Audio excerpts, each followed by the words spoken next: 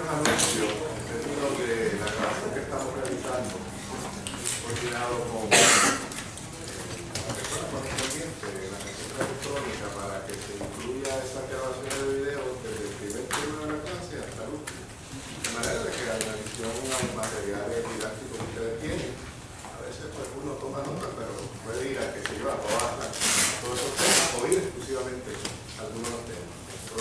Van a tener numerados los videos por tema, de manera que les sirva también como complemento. Aunque el objetivo era, como les dije, para el verano tenerlo disponible para efectos de los que van a tomar la reválida, van a caer en eso mismo, además de lo que uno está dando ese repaso, que son 3 días, es muy importante, porque puedan profundizar con algo que tenga algo visual que les ayude en ese sentido. Así que van a tener eso disponible ustedes. Vamos entonces a retomar después de la semana, dedicarnos nuevamente donde estábamos antes de la Semana Santa. Y básicamente, según mi nota, habíamos abordado el tema de la sentencia sumaria. Ese tema, obviamente, sin haberse asignado previamente ustedes, pues yo básicamente me anoté todo lo que era sentencia. Pero, antes de seguir adelante, yo estoy con un resumen aquí, que también va a estar disponible para ustedes dentro de las diferentes materiales que tienen de curso, sobre toda esta regla y la capítulo más importante. Y ahí le repito a ellos, así que eso también pues, les va a tener una ayuda. ¿Por qué? Porque la moción de sentencia sumaria, al igual que la moción de desestimación, son mociones muy importantes para la litigación civil. Muchos de los casos que ustedes leyeron de años, de la materia, deben de haber visto que el vehículo que se utilizaba favorito era o la moción de desestimación cuando era un planteamiento de derecho, o la moción de sentencia penal. Así que es bien importante pues, dominar esta moción. Por eso le estamos dedicando un poquito más de tiempo. Así que, además de que van a tener el resumen ahí en esa presentación, además de que yo básicamente le abordé la regla 36.1 que es la subsiguiente, vamos a hacer un repaso de lo que discutimos para ver si se nos ha quedado algo. Sirve como material también examen diagnóstico. Dijimos que la moción de sentencia sumaria es una moción que está disponible para cualquiera de los abogados de las partes. Lo digo eso, la pueden presentar tanto demandantes como demandados, o si lo queremos llamar más específicamente, cualquiera de los litigantes reclamantes o cualquiera de los reclamantes.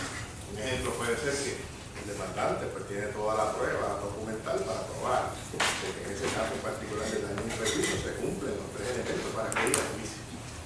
Ponerle un caso donde tenga toda la evidencia. Así que ahí lo ven desde la perspectiva del reclamante, pero puede ser desde la perspectiva del reclamado, que tenga una sólida defensa de prescripción, o que tenga una sólida defensa, como ustedes han visto en esos casos en particular, sobre sus doctrinas y teorías, y que surge de las mismas admisiones de todos los testigos demandantes, pues para que vamos a celebrar una ley. Concédame pues, el remedio solicitado y desestima la demanda. Así que puede ser desde la óptica de los diversos litigantes durante el proceso. Podría ser también un caso de una reconvención y una réplica que cualquiera de las partes, ya sea el demandado, que es el reconvencionista, o el demandante que replica, tenga algunas teorías pues, para que ir así. Así que eso es bien importante. Lo otro, la 36.1, nos dice cuándo la puede presentar el demandante la moción, y básicamente es aprendernos lo que dice la regla. La regla es lo que dice fundamentalmente que hay un principio y hay un final. El demandante puede someterla tan pronto han transcurrido 20 días luego del emplazamiento del demandado. Es decir, un demandante le puede cursar una moción de sentencia sumaria a un demandado que todavía no ha contestado. Bueno, si han transcurrido los 20 días, aunque no haya contestado, la regla nos dice que se permite que lo pueda hacer. Lo puede hacer durante ese tiempo o antes, lo puede hacer antes si le han sometido a su vez una moción de sentencia sumaria por cualquiera de los demandantes. Así que básicamente la regla nos está diciendo que desde la perspectiva del demandante tienes que esperar a que hayan transcurrido los 20 días o se dé los eventos de que le hayan cursado una moción de sentencia sumaria por la parte demandada. Es decir, rompió el hielo la parte demandada, descargó una moción de sentencia sumaria antes del plazo de los 20 días, pues si me sometió una moción de sentencia sumaria, yo voy a explicar a él, pero si yo tengo fundamento para someter una moción de sentencia sumaria, sí lo puedo hacer. Lo otro que nos dice la regla es, pues el límite, hay un límite, está puesto la regla. ¿Hasta cuándo tiene el demandante para someter una moción de sentencia sumaria? Que ahí fundamentalmente la regla ha establecido el límite. Bueno, tiene hasta una vez se haya fijado por el tribunal en la conferencia inicial el límite del descubrimiento de prueba, pero tiene 30 días más. Durante esos 30 días subsiguientes a la fecha límite del descubrimiento de prueba, esa fecha la fija el tribunal. Vamos a ver si llegamos hoy a la regla 37 en la conferencia inicial. La 37 nos dice que el tribunal, excepto en algunos casos, debe señalar una vista de conferencia inicial para establecer el plan de trabajo de ese caso. De manera que desde 1979 se ha establecido lo que se llama pues, la orden de calendarización de los procedimientos. Pues el juez en esa primera vista, entre otras cosas que se discute en esa conferencia, fija hasta aquí para terminar el estudio. Pero recuerdo que me está diciendo aquí, que esto va a aplicar también a los demandados, que tienen hasta esa fecha, 30 días luego de haber culminado el descubrimiento de prueba, para presentar la moción de sentencia sumaria.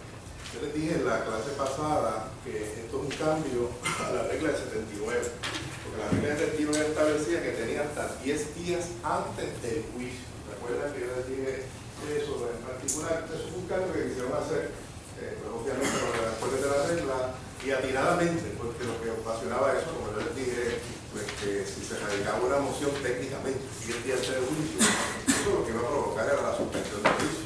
Bajo las reglas anteriores también, eso es un cambio que había con la regla nueva, regla 8.4, el plazo para replicar la moción era 10, no era 20. De manera que en ese sentido en particular, si la otra parte pues, se le había sometido a la moción de sentencia sumaria, técnicamente tenía hasta el día del juicio para radicar su posición, y eso lo que iba a provocar era un suspenso, porque fue iba a resolver esa moción de sentencia sumaria precisamente al comienzo del juicio. Eso pues quisieron limitarlo o eliminarlo estableciendo pues este límite de tiempo para que se presenten las mociones de sentencia sumaria, que hay el tiempo suficiente para que antes del juicio pues se pueda, y antes de la conferencia preliminar, se puedan resolver esas mociones prontamente. La regla 36.2 básicamente nos está diciendo ahí que todo el que esté en posición de demandado, desde el momento en que lo han emplazado, es decir, muchos de ustedes ya ahora tienen que decidir si van a presentar sus contestaciones a demanda, porque hay un plazo, la regla dice el 30, pero el problema práctico que ustedes tienen es una fecha para ustedes someterlo. Pero aquí lo que nos está diciendo es que una vez a mí de demandado, de emplazado, y estoy presentando de demandado, desde ese momento yo puedo presentar una moción de sentencia sumaria. Así que hay una gran diferencia entre un demandante y un demandado. El demandante está limitado por esos eventos que le dije. El demandado, desde el momento que ya lo ha emplazado, que tiene conocimiento del pleito, puede someter una moción de sentencia sumaria. El límite, pues básicamente la regla es el mismo lado. Lo mismo que ocurre al demandante, lo ocurre a la parte demandada.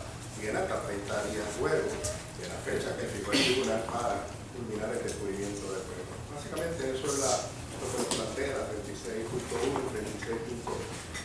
La 36.3 pues lo discutimos, y esos son los casos que yo les he asignado, especialmente el caso de Zapata versus JF Montalvo, y el caso de L. Cueva y las empresas Bohío. Es importante que ha habido un cambio antes del 79 y después del 79. Y es porque estas reglas, y eso es lo que estos casos pues, ratifican y aclaran a los abogados, especialmente todos de la escuela, no ustedes ya saben que esto hay que cumplir con ellos, pero créanme, muchos abogados que litigaban por mucho tiempo en nuestro país, especialmente bajo el enfoque de las reglas anteriores, ciertamente radicaban mociones de sentencia sumaria, y como decían por ahí, lo creer, manejaban documentos, declaraciones juradas, y entonces pues era el juez que tenía que estar pensando toda esa prueba, dónde es que están los hechos admitidos y dónde están los hechos admitidos. Todos estos casos está diciendo hay que cumplir con los requisitos de forma que establece la regla. Y para hablar de todos ellos, porque eso lo discutí yo de la vez pasada, sí enfatizo que la regla nos está diciendo, la regla 26.3, que tanto aquel promovente de la moción, cuando hablamos de promovente, esto aplica a todas las mociones, promovente quiere decir el que presenta la moción y suplica, pues obviamente el reclamo del tribunal. El promovido, generalmente ya yo he dicho varias veces, pero tenemos que ir acuñando esa jerga procesal. El promovido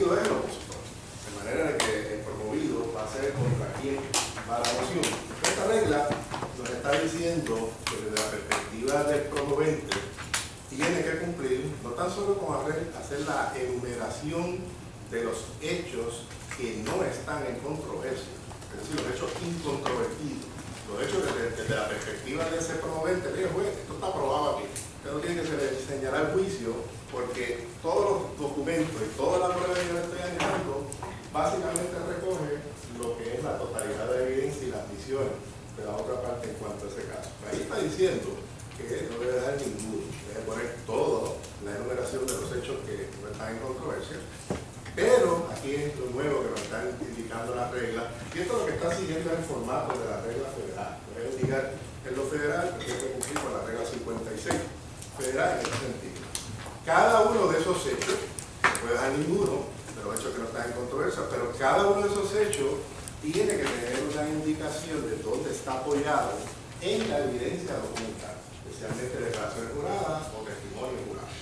Y entonces la regla dice, no tan solo eso, sino que debe indicar si él exhibe, pero si es deposiciones, pues de tal página a tal página está este hecho y probado. Y lo otro, si es una declaración jurada, pues la declaración jurada en tal página, párrafo tal, está constatado ese hecho. Así que tiene que hacer la enumeración, pero no tan solo hacerla, sino que tiene que indicar en el cuerpo de la moción, en el escrito de esa enumeración, dónde está apoyada esa evidencia. Eso fue un cambio fundamental en cuanto a las reglas del 71. Los demás puntos, pues yo los discutí.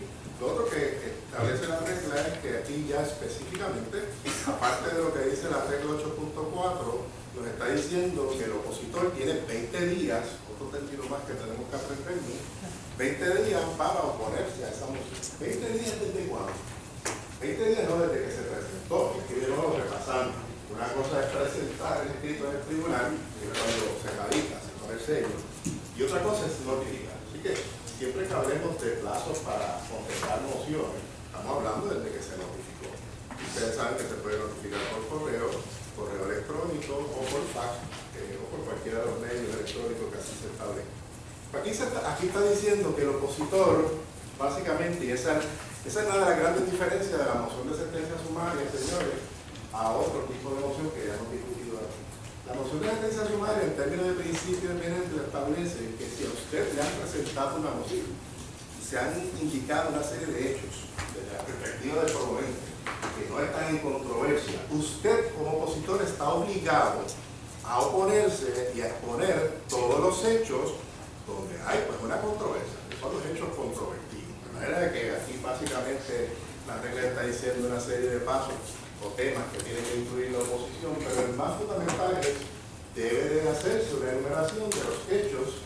Aquí él decía los hechos que no están en controversia, usted tiene que indicar los hechos que sí están en controversia. Esa es una de las grandes, por eso que yo les asigné el caso de M. Cueva y el de OI. Lo importante es en ese sentido, porque esto va a ser lo determinante para la resolución y la dispositiva del Tribunal Supremo. Así que hay una obligación desde el punto de vista del promovente, pero el promovido tiene unas obligaciones también en cuanto a poner todos los hechos, que obviamente hay controversia, y tiene que cumplir también con lo que dice la regla y con el requisito que le dije anteriormente del promovente. Debe indicar pues, los miembros que apoyan ese hecho, con el número de páginas, si es una transcripción de la deposición. Usted tiene que hacer el trabajo del juez, y obviamente si es una declaración jurada, que consta de 5 páginas, párrafo tal o párrafo tal de la declaración jurada.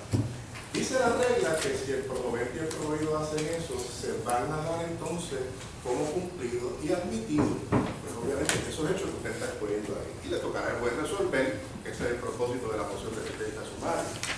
Pues, si este es un caso donde no hay controversia en el caso de los hechos, pues disponga del derecho, resuelva sin necesidad de un juicio penal. Así que es bien importante pues, destacar esos requisitos que nos establece la 36.3. Con respecto a la 36.4, que es bien importante, fíjense que esto va a ser importante no tan solo para los jueces instantes, sino que el caso de M. Cueva y el caso de Oído acaba de resolver, que a muchos abogados no nos gusta lo que resuelve el Supremo, pero acaba de resolver. Y desde el enfoque del revisor del Tribunal de Apelaciones, si usted va a revocar una determinación del Tribunal de Primera Instancia, en ese sentido, que declaró al lugar de la sentencia sumaria, los jueces del Tribunal de Apelaciones están en la misma posición que un tribunal de instancia. Y vamos a los requisitos para lo que dice aquí. la 36.4, porque la regla 36.4 es una interpretación del Supremo, la extendido estudio de apelaciones, pero realmente la regla 36.4 lo que establece desde la perspectiva, pero obviamente entendíamos nosotros en este caso, de que la obligación que tiene un tribunal de primera instancia, si va a denegar una moción de sentencia sumaria, puede hacer dos cosas. Uno, declararla al lugar. Si la declara al lugar, ciertamente en ese caso la fundamentará. Si la declara no al lugar, el juez no puede dejarlo con no al lugar, el juez tiene que hacer las determinaciones de cuáles, después de 600, son realmente los hechos que están en controversia y cuáles no. Si el juez de instancia no hace eso, pues ciertamente cabe a la revocación, llega al tribunal apelativo y cabe a la revocación por ese error de derecho. Pero nada, anoten por ahí, vamos a ver el mito del caso de M. Cueva, que el Supremo extendió eso también al tribunal de apelación. Pero esa es la regla que recoge, y eso es bien importante. La casuística no es clara. ¿Cuál es la regla paralela federal? En la Unión Federal la regla 56, la de aquí es la 36. Y el Supremo aclaró algo bien importante, a que ustedes que estén haciendo research, o que vayan a trabajar con abogados, o su postura de lo federal. Bien claro, el tribunal dijo, aunque no es mandatorio en la jurisdicción federal, el juez no está obligado a hacer estas determinaciones de cuáles están en controversia y cuáles no, es mandatorio en los casos civiles en Puerto Rico. Así que hay una gran diferencia, a pesar de que se ha adoptado, hay una gran diferencia de la litigación civil en la litigación federal a la litigación civil en la litigación local. Y eso, pero no, también nos aclara el caso de M. Cueva y Empresa Pública. Lo demás, pues básicamente la regla lo que nos establece en cuanto a las declaraciones juradas. Hay una regla bien importante que es la 36.6. Esa sí quiero llamar la atención. Eso es lo que se llama, y lo dije yo, pero vamos a recalcarlo. Ya ustedes para hoy ya leyeron estas reglas, que es el momento que yo les estaba dando a conocer al tiempo y a conocer la regla 36. Pero no se olviden esto. La regla 36.6 recoge lo que es la doctrina de la sentencia sumaria prematura. Y es sencillo, señores. Nos contesta la siguiente pregunta. ¿Qué pasa? Acuérdense que el demandante puede someter la moción de sentencia sumaria temprano en el proceso. Sí lo puede hacer una vez han transcurrido 20 días, o si no han sometido la moción de sentencia sumaria. O el demandado puede someterla bien temprano, claro, la puede someter desde el momento en que ha sido el pasado. ¿Qué ocurre cuando se presenta una moción de sentencia sumaria y todavía no ha comenzado el expediente de prueba o no se ha culminado el expediente de prueba y la parte que se opone no está en posición de poderla responder? Esto es una protección a la parte opositora. Y básicamente lo que esto plantea es que el tribunal debe hacer una de tres cosas. Uno, o la declara no al lugar por ser prematura, muy temprano, o pospone resolverlo y le da un plazo a la parte opositora para que culmine su descubrimiento de pruebas, obtenga las declaraciones juradas que tenga que obtener, o haga las deposiciones que tenga que hacer. Normalmente el pueblo lo que hace es que da un plazo. Vamos a darle 60 días, vamos a posponerlo para que la parte demandada o opositora pues, proceda a hacer su descubrimiento de pruebas. O en tercer lugar, que siempre está el zapatón, dependiendo de las circunstancias particulares, cualquier otra disposición que así ponga el tribunal. Eso me parece a mí que son los elementos teóricos más importantes que debemos de reconocer, aunque vamos a retomar esta discusión de los casos. Bueno, ya ahora después de esa reflexión de Semana Santa, y luego de que pues también yo les envié con tiempo de que leyeran las reglas y los casos, antes de ir al caso, alguna pregunta con respecto a este aspecto que lo hemos abordado en dos ocasiones, sobre estos aspectos técnicos de la sentencia sumaria. No hay duda, pues vamos al caso de Castro Soto, aquí lo tiene. Hay muchas jurisprudencias que podemos leer sobre la sentencia sumaria, como le he dicho en los demás temas, en cada de muchos temas hay casos, usted puede profundizar y leerlos. Pero hay tres casos que a mí yo quise explicar. Uno, ¿cuál es el Estado de Derecho antes de la regla de 79 que es Castro Soto? Sobre todo toca un área donde el Supremo había dicho que los casos de discrimen, los casos laborales, aunque la moción de sentencia sumaria procede en todos los casos, ciertamente en esos casos el tribunal no debe resolver por sentencia sumaria, sino que debe darle la oportunidad a las partes, al patrono y al obrero, de presentar su caso. Es uno de los tipos de casos que básicamente, Castososo es la doctrina. Y ustedes lo ven en los dos casos que yo le asigné al mencionamiento. Eso fue lo que resolvieron los tribunales abajo antes de llegar al Supremo. Un caso laboral, es notificado. Esto no debe de verlo el tribunal con una sentencia tribunal. Eso es lo que está detrás de todo esto. Si esta doctrina sigue bien. Lo otro, pues vamos a discutir después del 79, pues obviamente hemos hablado que ha cambiado el esquema, porque es lo que nos está diciendo el caso de JF Montalvo, o Zapata, como ustedes quieran llamar, y qué es lo que nos está diciendo el caso de Cueva. Si esta doctrina realmente está vigente, o si por lo contrario, si está claro el incidente en cuanto a la moción sometida y la evidencia, sí, el juez puede disponer sumariamente. ¿Cuál es tu nombre completo? Iván Amado. Pues el señor Soto fue despedido notificadamente por el Universitario de Gibson. Entonces fueron en un proceso de arbitraje, en donde el arbitraje pues, salió que sí, que había sido despedido notificadamente, lo cual se le dijo que tenían que pagarle lo que él había perdido por el tiempo que estuvo despedido y ponerlo de nuevo a trabajar en el puesto. Es un caso que se radica de discrimen ¿por qué? No, pero todavía no había entrado en discrimen. El discrimen fue cuando fueron al tribunal. Exacto. Cuando fueron al tribunal, entonces él presentó entonces la acción de discrimen y entonces el hotel contestó con una. Y el caso de discrimen porque él está planteando realmente aquí hacemos una discreción en los casos de discrimen en empleo hay dos leyes que aplican, la ley 100 que lo tiene límite de edad, que cualquier persona que entienda de que ha habido un acto intencional de despedir a personas, ya sea porque tenga una edad mayor de 40 años, tiene una razón. Bajo la legislación federal la ley establece para un robo de casos tiene que tener 40 años. Radicó una demanda de discrimen en el empleo fundado. La reclamación es total. Y el patrón lo que contesta en qué plantea como defensa. Presentó una acción el patrón puso una moción de sentencia sumaria alegando que ya se había resuelto lo del despido en el arbitraje porque él sí violó unos reglamentos del hotel.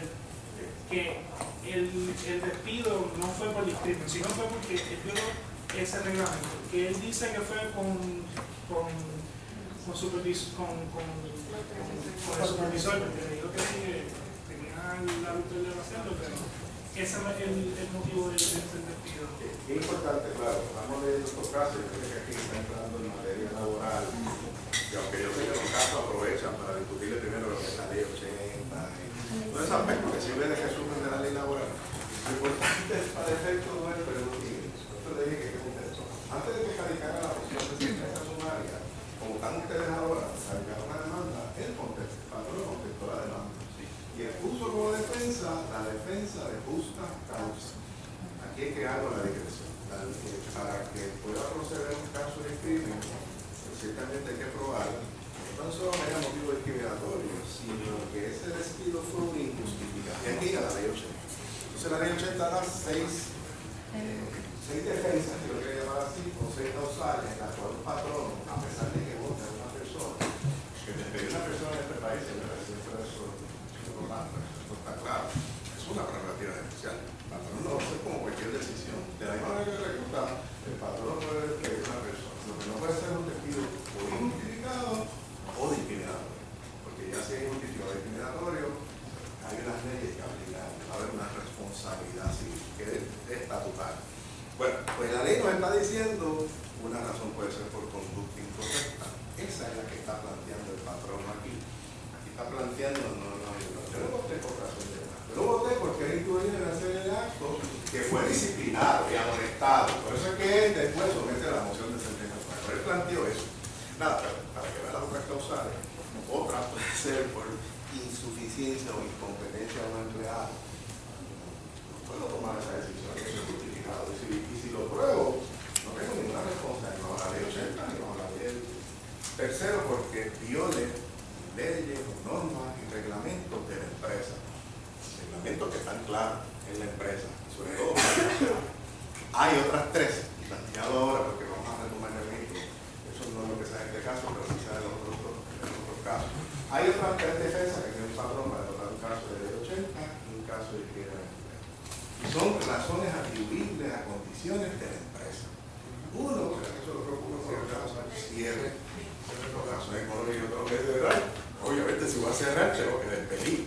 Lo que no puede ser es arbitrario, ni ser un subterfugio. Pero si yo documento, mira, yo me voy de Puerto Rico a cerrar, yo no incurro en ninguna violación de ley. Segunda, otras razones económicas, o las sí, que se quiera llamar. Ah, bueno, si aquí yo tengo que hacer una... Esa es la parte que estoy utilizando ahora. No estoy diciendo que esto sea...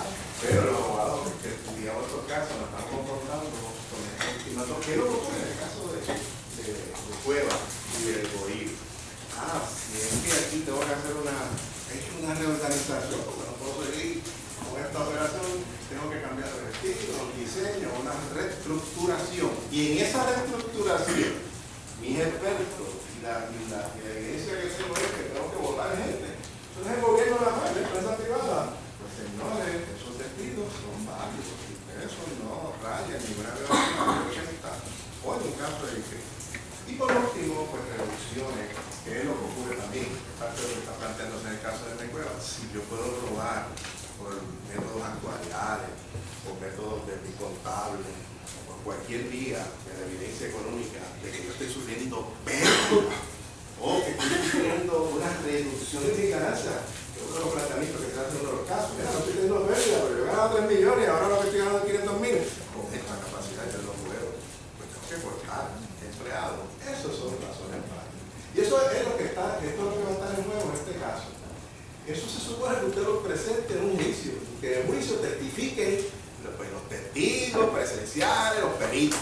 Pero fíjense lo que es la moción de sentencia sumaria. Ese es el home run. La moción de sentencia sumaria es, y yo puedo presentar esa prueba que es indubitada, que es incontrovertible. Y si tengo la data y la evidencia, el tribunal la tiene, el tribunal puede disponer sumariamente sin que haya un juicio penal. Bueno, hasta Castosotro nos parece una cosa, pero ahora nos está diciendo, mire, otros casos laborales, si la evidencia está blindada y el obrero no está preparado, eso es un mensaje fuerte que deberíamos ver cuando se cambiaron las reglas, la sintonía laboral ha cambiado. Y esos bufetes de Antorrey van a preparar su caso para tomar decisiones rápido. Tener tiempo a pensar, todos los testigos, toda la evidencia, más que yo tengo toda la evidencia de acá. Es fácil uno citar para exposiciones. Y yo puedo narrar todo eso. Y la otra parte no tiene tiempo o no tiene evidencia. Eso se va por sentencia sumaria, eso es lo que me está hablando. Bueno, retomando el caso, el patrón aquí presentó como defensa, ¿verdad? Que tú tuviste y como tú mencionas, eventualmente es retirada. Radica una moción de sentencia sumaria que acompaña. Porque ahora sí que tenemos que ver lo que se acompaña. Básicamente que se acompaña la moción. Y hago este ejercicio con el compañero porque cuando hablemos de la sentencia sumaria, ya creo que está al final. Porque ustedes no van a tener la prueba, pero van a estar unos muñequitos, ¿verdad? A veces son medio exagerados. Se presenta una moción de sentencia sumaria y se le acompañó de A, B, C, que dice esto. Ahí a ustedes hay que ponerle en esa posición. Pero la moción de sentencia sumaria, si usted radica una moción de sentencia sumaria, es la 36.3, y usted, aunque haga enumeración de los hechos, usted no le acompaña la evidencia para apoyar esos hechos, pues la va a dar como no considerada. Es más, va a dar no al lugar. Una regla bien importante que vamos a ver aquí con el principio que le voy a decir.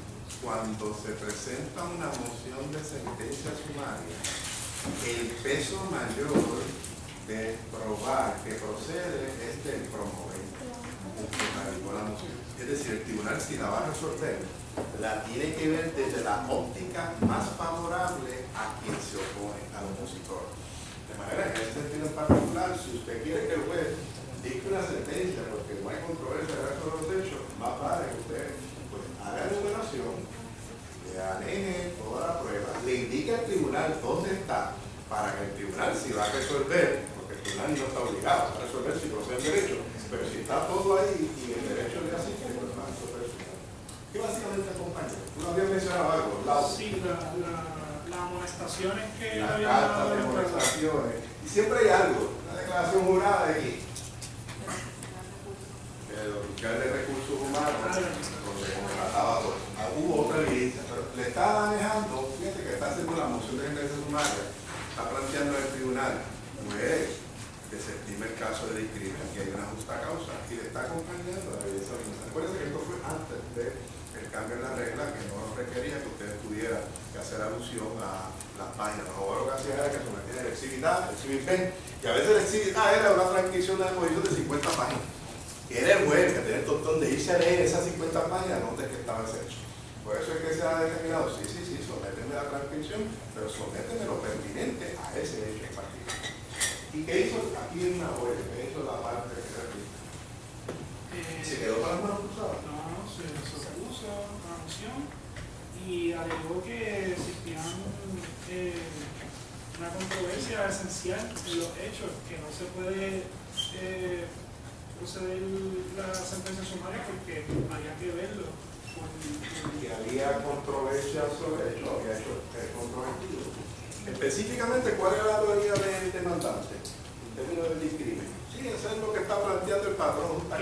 Que se estaba cambiando lo viejo por lo nuevo y que había unas cosas que estaban pasando, inclusive con compañeros de trabajo, inclusive supuestamente ofrecieron programas de retiro temprano. Se sometió evidencia de una serie de documentos donde el patrón no había requerido que se retiraran temprano una serie de empleados.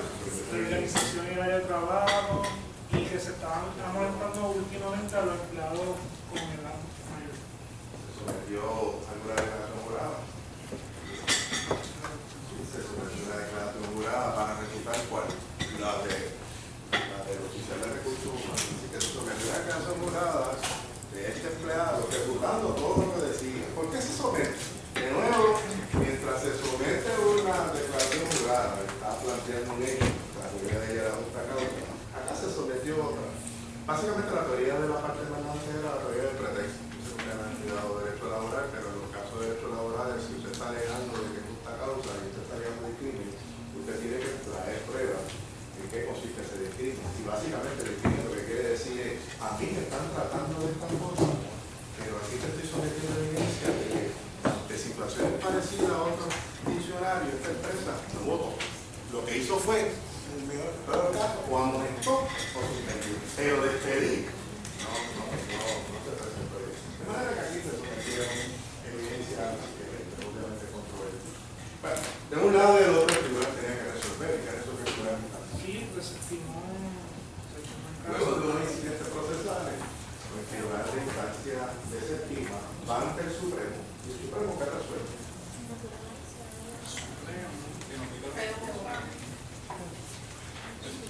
Si revoca, ¿por qué razón revoca?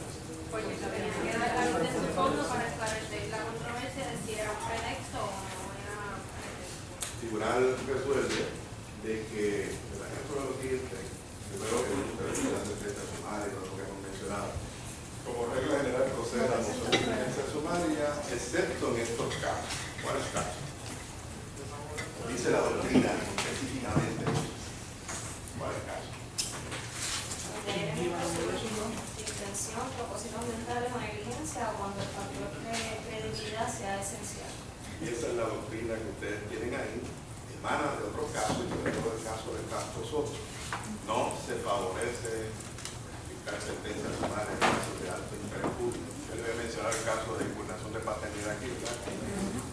Ese tipo de casos, caso de familia, caso de alimentos, no se favorece, no, eso hay el juicio penal, y si usted tiene la prueba, prueba el juicio penal. Dos, eso sigue vigente, la número uno. Dos, cuando para resolver el caso, es la que tengo la moción, tengo la evidencia documental sometida por las partes, pero realmente, y eso tiene que ponerse ustedes en la posición de un tribunal sentenciador, para yo resolver esto, necesitaría ver los testigos, el divino, ¿usted sabe lo que es el divino? ¿No? Está no verbalizada, solo hay evidencia que es el divino. No tan solo lo que dice, sino cómo lo dice el testigo. Eso pues obviamente tiene que ver con los aspectos de elementos subjetivos en la valoración de la prueba del tribunal.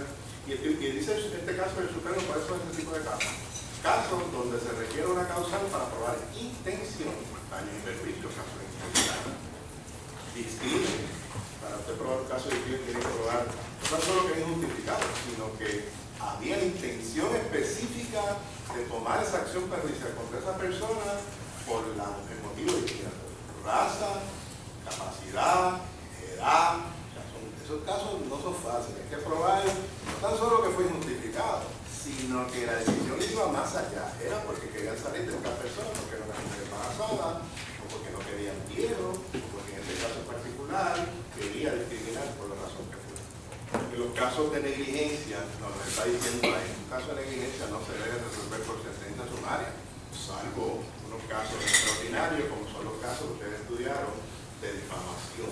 Los casos de difamación a la figura pública que se requiere el elemento de la malicia real. Si usted no tiene la prueba para probar la malicia real, se puede ir por sentencia sumaria. Y tercero, tampoco procede dictar sentencia sumaria si usted necesita ver la prueba para definir quién dice la verdad de la credibilidad. De esto, señores, fundamentalmente lo que surgía era que los casos laborales, los casos de daño, pero poco más los casos laborales, ciertamente no eran casos para resolver por sentencia sumaria. Y ahí es que vienen los otros casos. Una duda con respecto a Castro Soto. Vamos al caso de Zapata versus JF Montalvo. Y ya esto, pues obviamente es post cambio en las reglas del 79, pero fíjense, es otro caso, pues laboral. Dame tu nombre.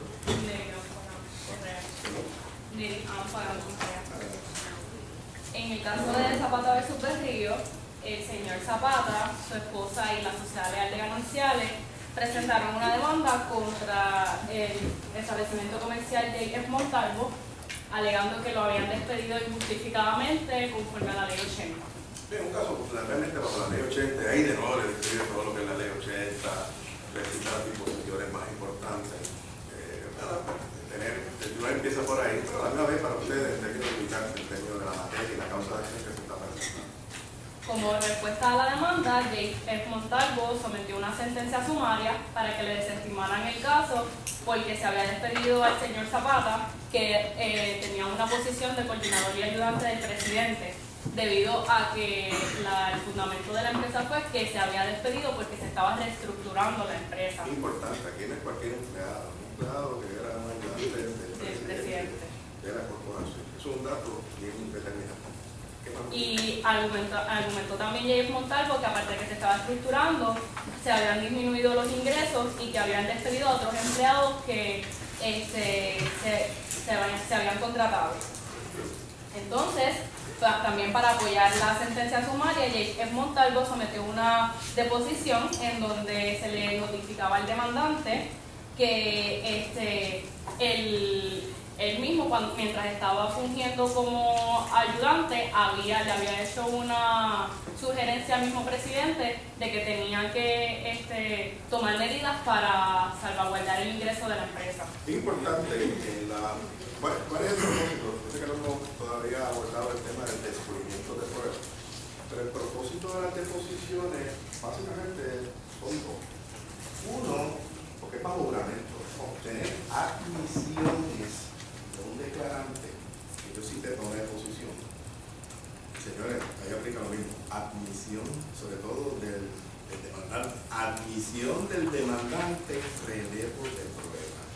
Si usted me está declarando esto antes del juicio bajo juramento y me está admitiendo mi teoría, todo lo que yo estoy planteando, pues, ¿para qué celebrar una vista? Si ese es el testigo principal y están diciendo todo. Así que puede ser importante. El otro es pecunal.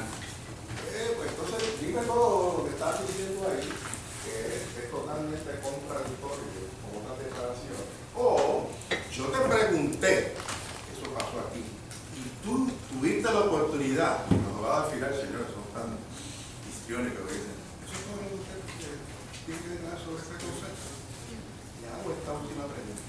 ¿Hay algo adicional que usted no me haya dicho? Porque este es el momento de decírmelo bajo la mente. Si es de ahí, no traigo que después va a traer una declaración, pero no es después. Eso es importante de lo que nosotros vamos a resolver aquí. Que te dieron la oportunidad, que saben que se radicó esa demanda, que a usted le hicieron pregunta sobre todos los hechos. Usted puso todo y usted omitió, eso es lo que se llama impugnar por omisión. Y usted se le dio la oportunidad y usted no trajo ni contestó, ni trajo sobre ese hecho.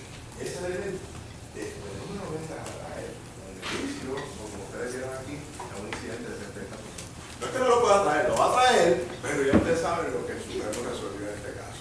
Se va a dar por no puesto. Es más, ni la declaración vamos a permitir, porque le pusieron hasta nombre. Eso viene de la doctrina federal que vamos a estar hablando. Así que eso es bien importante, que fíjense lo que aquí está planteando la moción de derechos humanos. Presentaron la moción, cumplieron con la regla, porque el promovente sí cumplió con la regla. Enumeró, ¿verdad?, 12 hechos. Y esos hechos fueron controvertidos. Porque no. dice la regla que si se somete una moción de sentencia sumaria se ve de la manera más favorable al opositor. Pero dice la regla que yo tengo que oponerme, yo no puedo descansar en lo que ya yo expuse. Yo tengo que ir a refutar cada uno de esos puntos. Mira, no es para no poder estar oponiéndose a una moción de sentencia sumaria. Por eso es que estoy tratando. ¿Qué pasa si me la someten prontamente? Yo no he hecho el proyecto de prueba. Brincamos. Pues aquí hay que dar la oportunidad, porque es prematura para que yo pueda obtener esas declaraciones. Y en términos de justicia, el tribunal está obligado a hacerlo. Así que no hay excusa. De manera de que aquí lo que está diciendo, ya presentar la moción de sentencia sumaria con esos hechos, porque no puede descansar en las alegaciones que tiene que ejecutar. Traer los hechos que están en controversia, la prueba para ejecutar ciertamente la moción de promovimiento. Y aquí la compañera pues nos está recogiendo básicamente los 12 puntos, que lo que básicamente recogía, para no decirlo todo, es la teoría de la parte demandada de la parte. Es que yo no lo voté a él por razón injustificadamente, ni arbitrariamente, porque esto no es un caso de esto es de justificado.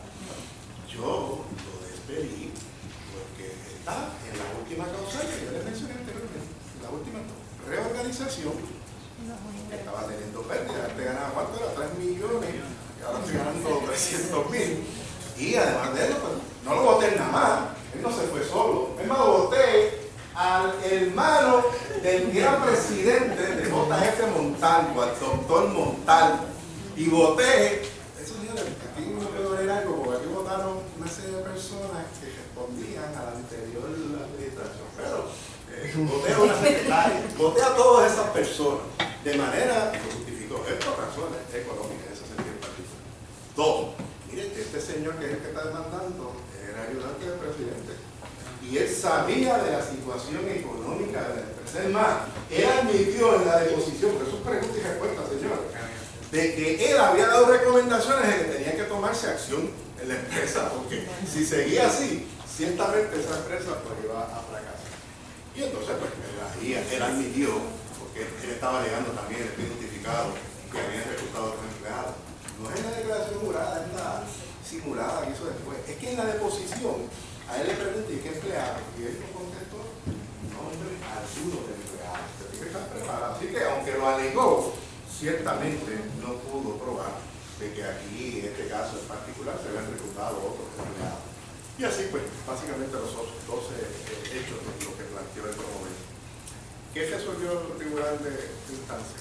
El tribunal de primera instancia había acogido la reconsideración de F. Montalvo y desestimó la demanda porque entendió que el despido había sido por una reestructuración de la empresa. A esto entonces el señor Zapata, inconforme, apela ante el tribunal de apelaciones, valga la redundancia, y este determinó que procedía a revocar al tribunal de primera instancia. ¿Por qué revoca al tribunal? Porque entiende que se había controvertido la necesidad de despedir al señor Zapata para responder a la reducción de los ingresos. Y yo sé que aquí esto es un poquito lo laboral, señores, pero lo que está trayendo es está resolviendo el tribunal de apelaciones. Pues este tipo de casos, ya lo hemos dicho, pues, está bien, está resolvido, pero acuérdense que nosotros dijimos que estos casos laborales, incluye discriminación notificada, hay que dirigir credibilidad. Entendemos bueno que usted pues, debió haber esperado ver la vida. En caso llega el Supremo, ¿qué resuelve el Supremo? el Supremo resuelve que la cesantía del señor Lozada por parte de una reorganización empresarial que estaba exactamente dirigida a vender la pérdida de los ingresos y que además el señor Lozada no había logrado rebatir los hechos materiales que no estaban en controversia. ¿Qué es lo que el Supremo entonces nos está diciendo ahí? Que podemos extrapolar de la doctrina.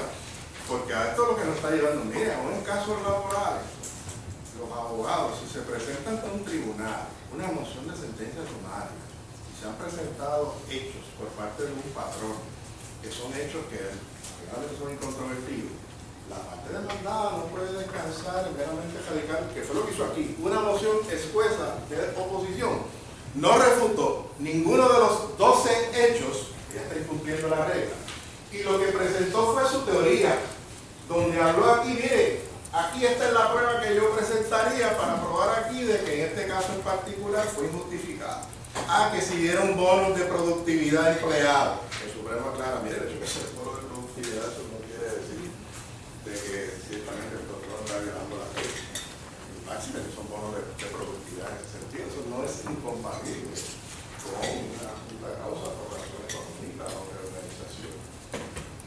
Que si en este caso en particular me sustituyeron, pues se teme la prueba en ese sentido, pero que yo lo he hecho cuando le contestaba. No aquí en una declaración jurada. Aquí en la declaración jurada, pues que se presenta. A mi juicio, señores, este caso es bien importante por lo que ustedes quieren tratar. El Supremo ha resuelto que hay que cumplir con los requisitos formales. Esta presentación yo se la voy a estar informando por no era que no la tenía, es que no quería enviarle porque sé que ustedes pues están en ese proceso de vacaciones, muchos de ustedes están viajando, el enfoque. Segundo, para no abrumarlo, porque la primera vez que yo discutí este tema, pues básicamente fue una conferencia que yo di y ustedes no estaban preparados, yo realmente fue que yo pues, quise cubrir el material. Lo que quise fue que discutieran el caso, y una vez lo discutiéramos aquí, fíjense que yo estoy parte por parte, caso por caso, hay muchos otros aspectos más del caso, pero lo que es más importante es ese caso. Y esto usted lo va a tener como material también para el examen final, lo van a tener en la presentación, y de hecho el repaso final que se va a recoger también ahí. O sea que anótenlo, bueno que anoten, pero eso ustedes lo van a tener. Lo que sí es importante en términos de visualizar, qué es lo que podemos extrapolar de ese caso en particular. El Supremo dice algo que no habíamos dicho hasta ahora, es bien importante. Fíjense que la regla dice que usted tiene que someter los hechos materiales que no están en controversia, ¿verdad? Y los hechos materiales que están en controversia. Y fíjense que estos dos casos que yo les he asignado, que vamos a leer, que vamos a discutir posteriormente, dice, un hecho material, ¿qué es? Es aquel que puede afectar el resultado de la reclamación, de acuerdo al derecho sustantivo aplicado. Usted puede poner una enumeración de 20 hechos, pero aguanta todo. Y a lo mejor eso no cumple con lo que es una moción de sentencia sumaria. Son hechos tangenciales, no tiene que haber nada para resolver el buen caso. Así que la blindó muy bien, eso me dio evidencia documental, a lo mejor. Pero eso no tiene que ver nada con la reclamación de discrimen, de daños y perjuicios. O sea, el tribunal va a decir, bueno, muy bien, pero eso no son hechos materiales. Por eso es que es importante reconocer, tener esa característica. ¿Qué quiere decir la regla con hechos materiales? La jurisprudencia no ha estado interpretando lo que eso quiere decir. Ahora, aquí es bien importante en ese sentido. ¿Alguna duda con respecto a esto? El caso tiene unos aspectos interesantes de derecho laboral. No es el objetivo acá discutirlo, pero es importante. En el caso resuelve y el de Bolívar, quiero añadirle esto antes de entrar al caso de M. Cueva y Bolívar, unos puntos que puedo que ustedes tengan ahí. La controversia en cuanto al hecho material tiene que ser real, es lo que acabo de decirle, por lo que cualquier duda es insuficiente para anotar una solicitud de sentencia sumaria.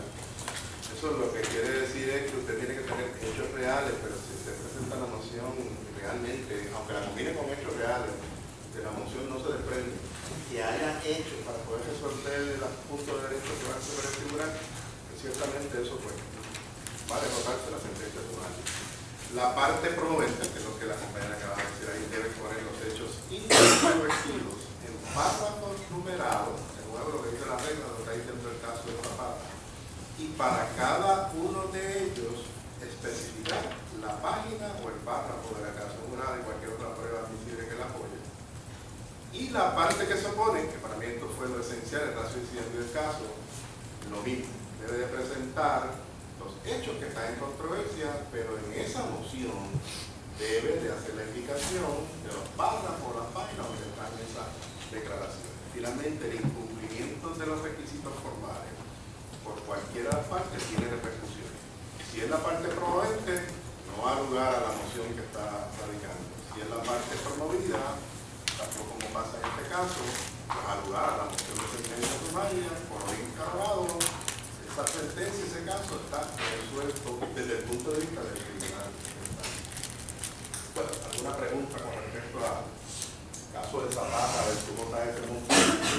Cuando se habla de lo del Sherman Affidavit Doctrine, que la cogemos entonces en ese caso, es básicamente cuando una parte se queda con la información para después sacarla en otra parte del Sherman Affidavit es otra cosa, es un punto que realmente se puede regular. No es otra cosa que una declaración de testimonio, puede ser declaración jurada, o un testimonio o juramento, una deposición, que trae un declarante que originalmente hizo una declaración inconsistente con esta que está trayendo ahora para oponerse a esa sentencia sumaria. Una contradicción, Y básicamente. eso pues lo tienen en pantalla. ¿Qué es lo que dice el Supremo? Una versión simulada, ficticia, de toda la pregunta, o falsa de los hechos para impedir que se dicte sentencia sumaria. Es decir, este señor, pues en la declaración de una toma de posición, se le preguntaron sobre una serie de hechos que era ficticio.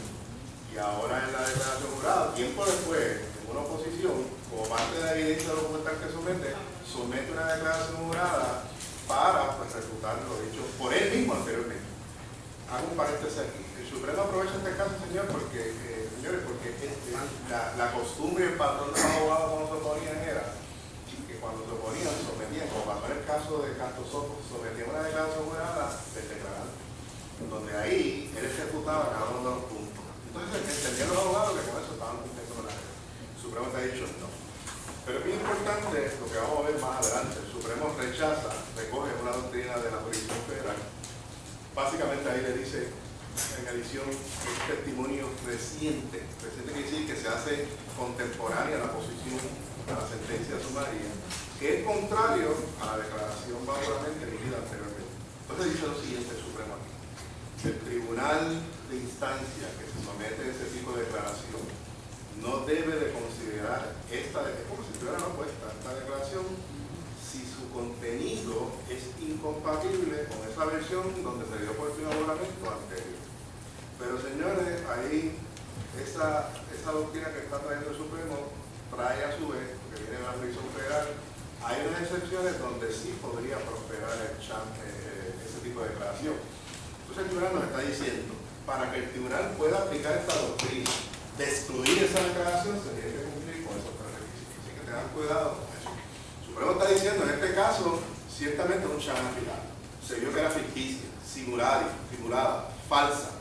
Pero, sí, tribunal, usted la puede incluir siempre y cuando se den estas tres circunstancias, que me parece que es lo que ustedes tienen que tomar en consideración. Para aquello de cuando haya una controversia, para resolver el problema. Que en la declaración inicial se dieron respuestas inequívocas, precisas y libres de ambigüedad. Es decir, hubo un tipo de declaración inconsistente con lo que está declarando hoy. Dos, que haya una incompatibilidad entre las dos testimonios, y este es evidente. Y sobre todo esto, señores, y no se refiere a hechos de poca trascendencia, errores de buena fe o de evidencia descubierta. Es decir, señores, lo que está diciendo esto es que podría una declaración, aun cuando sea posterior, ser admisible y permitida si ese hecho usted no lo sabía al momento de contestarlo. Pues la declaración anterior, si es luego del descubrimiento que usted pues, se puso en conocimiento de esos hechos. Y que no sé si me están siguiendo en el sentido de que sí se excluye, pero si se puede probar alguna explicación por qué se está trayendo, y esta es una de ellas, un ejemplo de ello, ciertamente, aun cuando se haga la declaración en respuesta a una moción de sentencia sumaria, podría prevalecer. Y la última, que está sobre acá, que no se provee explicación alguna para la contradicción aparente. Es decir, que a pesar de que se está haciendo declaración jurada, no dice la declaración. Pero lo que pasa es que este hecho, a mí cuando se me preguntó, yo no lo tenía claro en mi recuerdo, estos 20 pesos que el tribunal lo acepte, Pero si usted meramente escueta, está trayendo hechos para controvertir, no está explicando por qué es que usted pues, ahora está trayendo una versión distinta, pues ciertamente el tribunal no debe aceptar esta declaración jurada. Así que es bien importante que la doctrina del Shah Affidavit hay que probar esos tres elementos por parte de la parte expositora ante esa moción o ante el tribunal de la baja. ¿Alguna duda? Así que ahí te aclaramos lo que era duda. Entonces, si el demandante o el demandado guarda la información para presentarla en un momento luego de la corte, también entonces se ve bajo eso, ¿verdad? Ahí la confianza no puede guardártela. Y sobre todo si el abogado te ha dado la oportunidad de que si tú tenías conocimiento de ese hecho, debes tener sobre lo que es el discrimen, sobre lo que es los elementos del daño y perjuicio, la caída, tú tienes que proveer esa información. A menos que sea un dato, porque lo descubriste o se descubrió posteriormente. Un defecto de la construcción, en el caso de daño y perjuicio, que en el momento de tomar la deposición no lo podía, pero se pudo probar eventualmente por una interrogatoria que se enviaron a la parte que sometió la moción de sentencia primaria y usted lo proveyó. Y ciertamente en ese caso en particular se puede ver. Pero es bien importante que es lo que plantea el compañero, este es el caso que nos recoge la doctrina en Shah Affidavit, nos dice lo que es el Shah Affidavit. Pero esto no quiere decir que es absoluta. Básicamente lo que plantea como regla general, el tribunal no debe de aceptar una declaración jurada si como parte de una moción opositora. Ahora, ¿puede haber excepciones o no se permita? Bueno, si hay una razón por la cual él puede explicar, que es lo que nos dice el caso, para aquí le está indicando, y eso el Supremo está recogiendo cuáles son los tres elementos importantes para que entonces esa declaración pues, sea excluida. ¿Alguna otra duda? Bien, hay otros aspectos, antes de entrar a otro caso, que estoy recalcando, están en estos casos, pero ahí tiene el caso en otra doctrina, que es lo de la doctrina de la sentencia sumaria prematura. Ahí tiene un caso, que es el caso de Jorge Albert, su Universidad Interamericana, donde recalca que el tribunal, cuando se somete una declaración jurada temprana, no debe de conceder la sentencia sumaria, sino que debe dar las alternativas. Básicamente lo que recoge ese caso es lo que dice la regla 36.6. Denegar la sentencia sumaria por prematura, posponer la determinación y darle oportunidad para el expediente de prueba o cualquier otro pronunciamiento que proceda en derecho. ¿Duda? ¿Pregunta? ¿Hay alguna pregunta con respecto al caso de Zapata versus JF de Montalvo? Vamos al caso entonces de M. Cuevas. Cuando se da el emplazamiento por edicto, los 20 días esta moción también se tiene que publicar o algo por el estilo, que no entiendo si es lo que se haría entonces. ¿Cómo el edicto de la se da una sentencia por edicto, si yo quiero entonces que sea sentencia sumaria. que se somete una moción de sentencia sumaria y el tribunal dictó sentencia sumaria. Exacto, entonces. Entonces, por ejemplo, hay que cumplir con lo que establece la regla. Hay que publicar esa sentencia en un periodo de circulación general una sola vez y obviamente pues, notificárselo a público. Natalia Cabello. Adelante, Natalia. Este caso son seis ex empleados de Cueva, en los cuales se consolidaron los 4 recursos sobre un despido bajo la ley 80. M. Cueva era una empresa que se dedicaba a la producción de especies, planes, entre otras cosas, y mercadeaba sus productos bajo las marcas de Don Pollo, Dueño, entre otras. Y como condición para seguir comprando sus productos, su principal cliente de M. Cueva le requirió que estableciera un programa de control de calidad de sus productos. Es importante en cuanto a los muñequitos, los hechos, o sea, que no es una decisión arbitraria, sino que el cliente principal, que prácticamente era la totalidad del negocio y la ganancia de esa empresa, pues le requirió hacer esa estructuración. Y para cumplir pues, con ese requisito, pues Cueva se vio forzado a invertir una cantidad millonaria y de dinero en mejorar su negocio, por lo cual decide cerrar totalmente sus operaciones. En este caso lo que lo está diciendo es, trataron, no se pudo, ¿y qué hicieron? Cerraron su negocio. Lo que pasa es que, cuéntamente, aquí lo están mezclando algo también del derecho laboral, ¿qué ocurre? Posteriormente, pues ellos comienzan a hacer las negociaciones con Bohío con el propósito de venderle los activos. Y luego comenzó con el procedimiento de cierre, incluyendo informarle a sus empleados el cese de las operaciones de la empresa. ¿Me parece esos hechos algún caso que ustedes tengan? Pero no, ya lo tiene, pero ya aquí fue reemplazado. No es el mismo caso, es un caso totalmente distinto.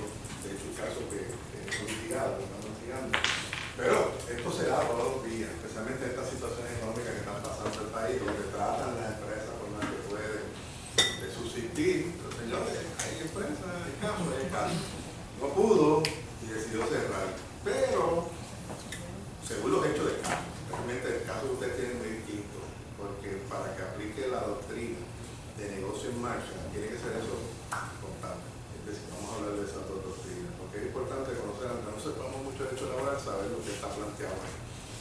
Usted puede, en un momento de que usted hace un traspaso, usted puede venderle a una empresa A sus activos, una empresa A.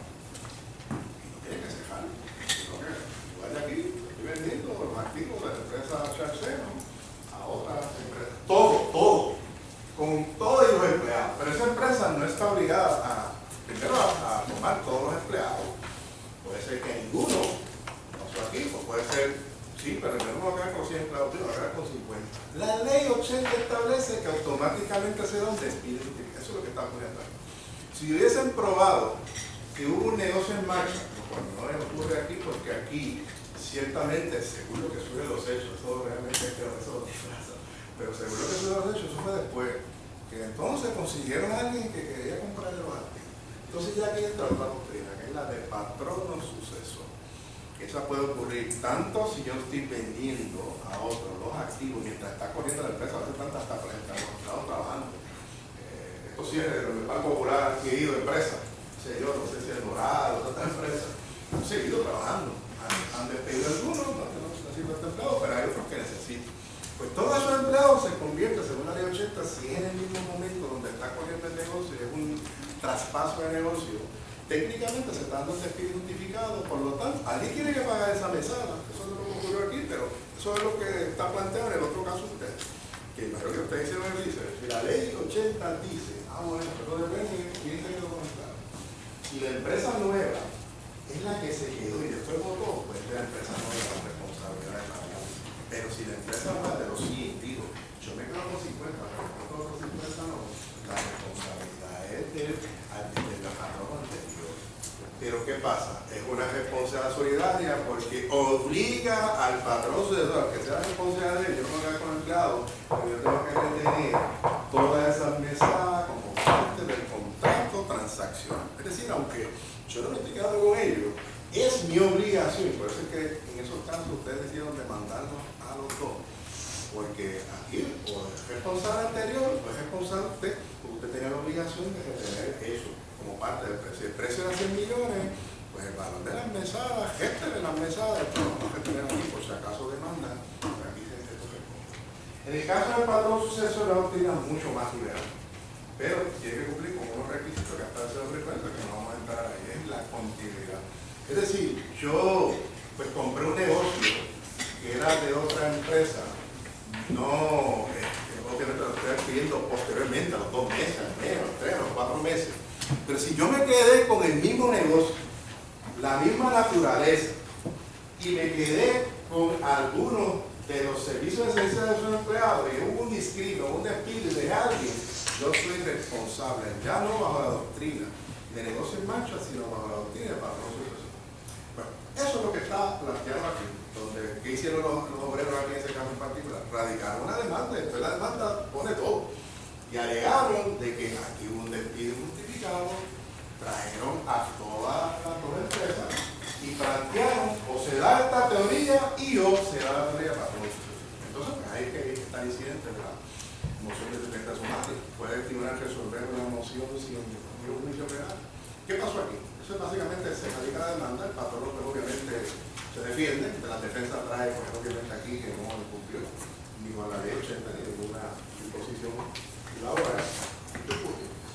Ellos alegaron, ellos pactaron un acuerdo en donde se había especificado que no comprarían ni el nombre de Cueva y que no estaría obligado a contratar a ninguno de los empleados de esa corporación y que no se convertiría en su patrono sucesor. Sí, de nuevo le digo, Maricia uno dice que estas cosas no surgen de la noche a la mañana, tiene que haberse negociado, pero los hechos, por lo menos que están planteados y lo que se sometió ante la instancia es todo esto ocurrió después de que ellos cesaron.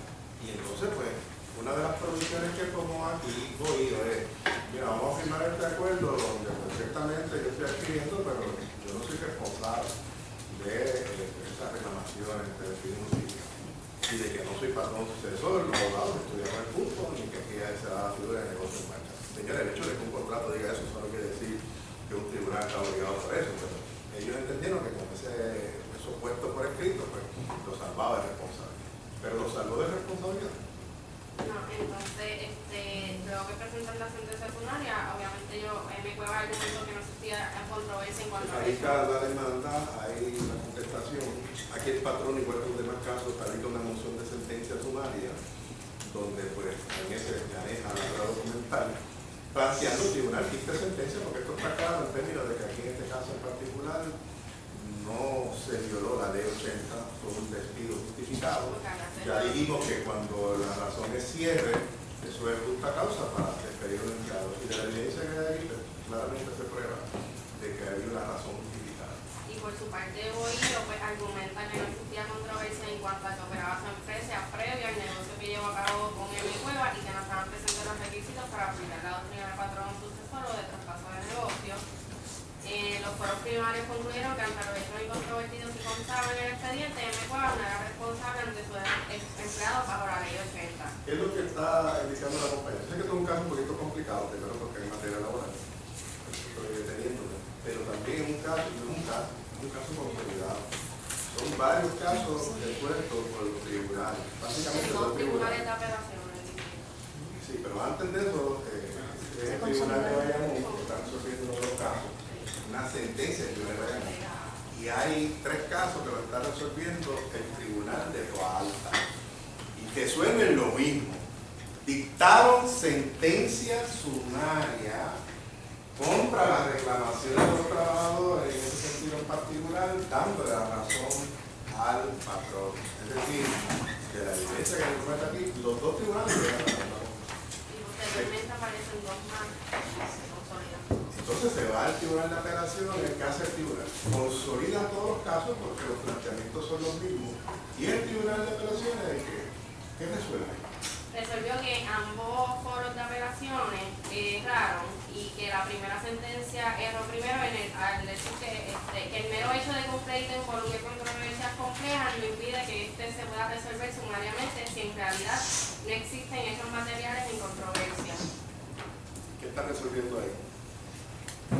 Porque ellos argumentaron que como era un caso complicado, pues se debería ver en su fondo. Señores, no sé si están siguiendo el mensaje, obviamente ustedes están mirando de hecho por esa hora, pero yo les dije, vamos a ver cuál es la doctrina antes de las reglas del 79. Casi era automático, caso laboral, y los jueces constantemente están resolviendo esto. Si instancia resolvió de que está desestimado, tuve apelaciones, la regla de ellos es castosoto. Por eso que el Supremo le está diciendo, mire, las reglas cambiaron el foco. Aún en casos laborales, el castosoto habíamos resuelto, y ese es otro caso más. Eso no es un caso para resolver con sentencia sumaria. Porque el tribunal de apelación está dando un régimen tal. Mire, todos los tribunales erraron. Pero entonces no fundamentan, sino meramente no al lugar, porque estos casos son casos donde hay que dirimir pruebas. Lo que está resolviendo hace castosoto, devolviendo el caso al tribunal de instancia. Pero el Supremo, que ya había resuelto Zapata, nos está diciendo aquí en este caso, ¿qué resuelve el Supremo? ¿Estuvo bien el tribunal de apelación o qué resuelve? No, porque no expresó los hechos materiales y algunos que estaban en controversia específicamente, y que aún dándolos por no controvertidos, no expresó si concluyó que el foro de instancia aplicó incorrectamente el derecho a resolver sumariamente. El Tribunal Supremo nos da 4 reglas. Lo que está diciendo aquí.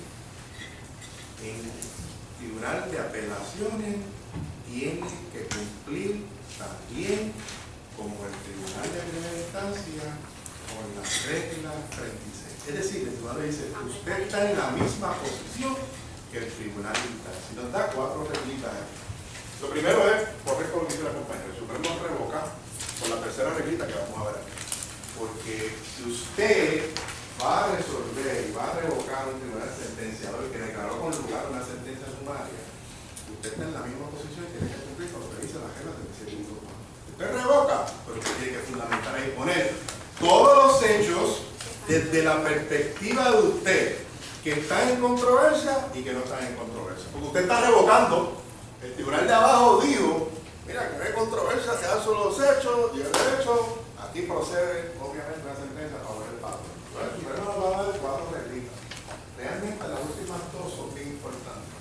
Si usted va a revocar, usted tiene que cumplir con la reglita 3 que dice ahí. Hay que cumplir con la regla 36.4. revoque y ponga los hechos. Y si usted va a confirmar, no me confirme escuetamente. Usted tiene que fundamentar, y esa es la última reglita, y usted tiene que hacer determinaciones de hecho y conclusiones de derecho y determinar si el tribunal de instancia aplicó bien el derecho. Así que vamos a ver esas 4 reglitas. Aquí es la primera. ¿Qué nos dice el Supremo? A ver. Que ellos están en Está recogida del caso, la que solo es. sé que, como había dicho, se encuentra en la misma posición, pero en cuanto va a revisar la determinación, está limitado de 2 maneras. Y es que la primera solo puede considerar los documentos que se presentaron ante el foro de primera instancia, que no pueden traer nuevamente documentos que no se hayan presentado. Y segundo, que el tribunal apelativo solo puede determinar si existe o no alguna controversia genuina de hechos materiales y esenciales y si el derecho se aplicó de forma correcta. Es decir, el juez tiene que ponerse los pantalones al tribunal de primera instancia, desde la óptica de lo que va a No puede adjudicar los hechos materiales esenciales. Y aquí lo que me está diciendo el tribunal, en cuanto a un incidente por sentencia sumaria, usted, ante un tribunal apelativo, usted tiene que aplicar lo que establece las reglas en cuanto a la sentencia sumaria. Y entonces, pues, dice todo eso que me está mencionando la compañera. Eso lo que quiere decir que usted tiene que hacer un juicio de nuevo. Un juicio de nuevo quiere decir que usted tiene que resolver el caso como si fuera un juicio que el tribunal hubiese visto. El tribunal apelativo ya tiene toda la transcripción y la narración de la prueba. No puede, eso es lo que quiere decir que no puede tomar en consideración evidencia nueva. Tiene que tomar en consideración toda la evidencia que tuvo ante su consideración el tribunal de sentencia. Es decir, señores, lo que está diciendo, la función del tribunal apelativo es cumplir con lo que establece la regla 36. Segundo, nos está diciendo algo que lo vimos en el caso de Zapata. Lo segundo que tiene que ver el tribunal apelativo es si ambas partes, el promovente y el promovido, cumplieron con los requisitos que establece la regla 36.3 en cuanto a las determinaciones de hecho y las conclusiones, las determinaciones sobre hechos que están en controversia y los que son incontrovertidos, y sobre todo lo que resolvió el caso de Zapata. De manera que si el tribunal sentenciador, cuando se sometió a la moción, encontró que alguna de las partes incumplió con esos requisitos, pues están las consecuencias que nos dice el caso de Zapata. Tercero, y aquí es bien importante porque aunque está fraseado, lo que esto nos contesta es lo siguiente. Entonces yo le dije que para mí estos criterios son los adicionales importantes. ¿Qué pasa si el tribunal apelativo va a revocar la sentencia sumaria por el tribunal de instancia? ¿Qué nos dice esto? De encontrar que los hechos materiales realmente están incontrovertidos, el foro operativo intermedio proceder entonces a revisar de nuevo si el tribunal de primera instancia aplicó correctamente el derecho. ¿Qué debe de hacer? Y este es el que nos dice que hay que cumplir con lo dispuesto a la regla 36.4. ¿Qué le dice la regla 36.4? Usted tiene que hacer todas las determinaciones en cuanto a los hechos incontrovertidos y todas las determinaciones en cuanto a los hechos controvertidos. Específicamente hacen un Para una vez que contraste. vuelva el caso, pues a instancia, si es que lo va a devolver, ya tienen los hechos establecidos, cuáles son los controvertidos y los incontrovertidos.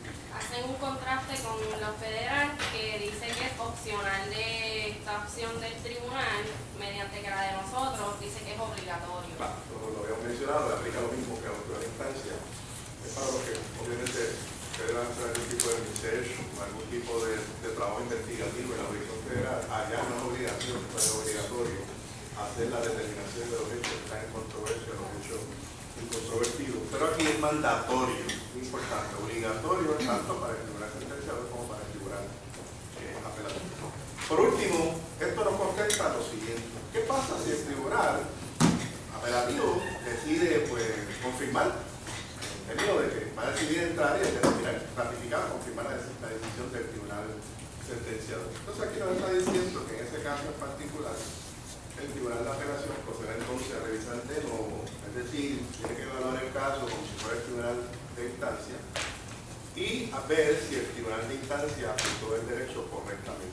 Tampoco puede despacharlo con al lugar sin poner una explicación fundamental.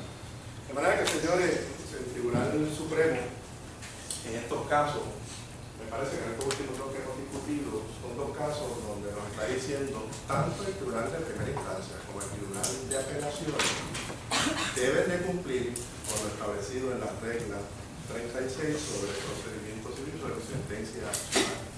Bueno, dudas, preguntas con respecto a eso, como les dije, yo les voy a hacer llegar la presentación y gracias por un caso complicado porque además de los aspectos laborales es un caso consolidado de diferentes reclamaciones laborales. Y lo importante es que el Supremo está diciendo cuál es el enfoque de la autoridad de revisión de este tipo de casos de sentencia. ¿Preguntas? ¿Dudas? Bueno, vamos entonces a la última moción que voy a abordar con ustedes, que está en la regla 63. Es una moción que no se usa mucho por varias razones. Una, porque no se dan tantas circunstancias en muchas ocasiones, pero en otras razones porque los abogados nos pesan el pulso, la mano, preparar una moción de esta naturaleza. Pero el caso llega y es la moción, la pregunta es, ¿se puede solicitar la inhibición a un juez? O una fuerza que está abierta al juez, que es un principio. O puede solicitarse la recusación. Y la contestación es que sí, y hay que cumplir con lo que establece. La regla 63.1 nos dice que puede salir del propio juez, es decir, de iniciativa propia, el tribunal puede inhibirse de un caso, esto ocurre en muchas ocasiones. O mediante recusación de parte, cualquiera de los abogados que representa la parte o la parte por derecho propio, podría solicitar la recusación. La regla nos habla entonces de los diferentes motivos causales, no en números clausus, en números apéricos, es decir, aquí hay una serie de motivos, pero al final está el zapajón, como decimos, donde hay puede haber cualquier otra justificada que se pueda entender en una situación. Pues, bien rápido en cuanto a la que nos plantea. Uno, si se demuestra que hay un perjuicio o parcialidad por parte de ese juez con respecto a alguna de las personas, abogados, que está litigando el pleito o cualquier parte.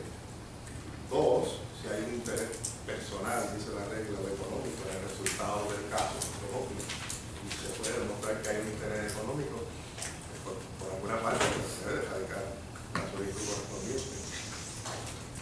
Tercero, si hay algún grado de parentesco. Aquí fíjense que no está hablando cuarto o segundo, está hablando hasta cuarto grado de consanguinidad o hasta cuarto grado de afinidad. De manera que si hay alguna relación de parentesco de este juez con, dice ahí, con las partes o abogados o testigos, y fíjense lo que dice, y o personas involucradas en el pleito, eso da motivo a que el juez inhiba o que se radique la solicitud correspondiente.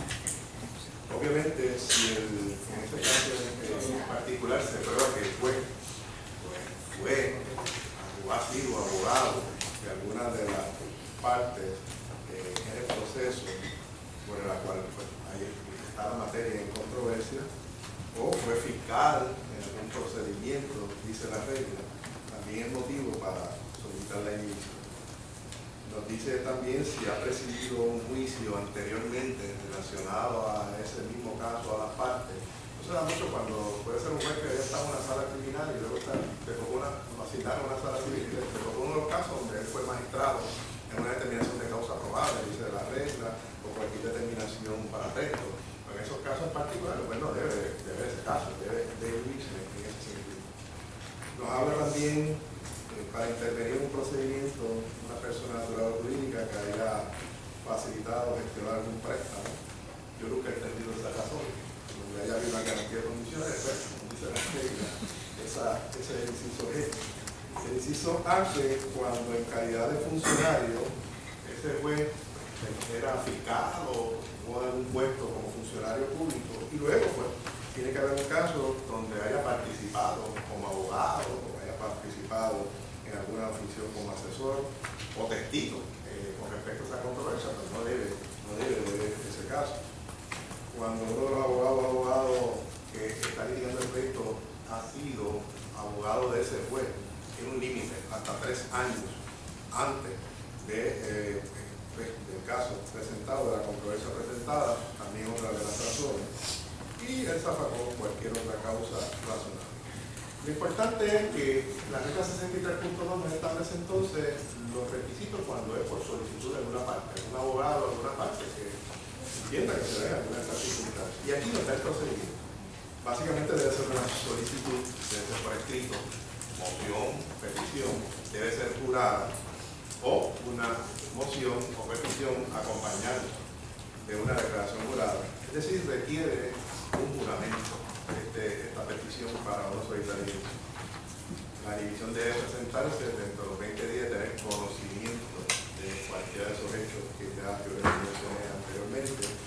Debe de poner los hechos específicos que ya indiqué, cualquiera de las causales. Puede haber más de uno de los motivos de los que anteriormente le indiqué.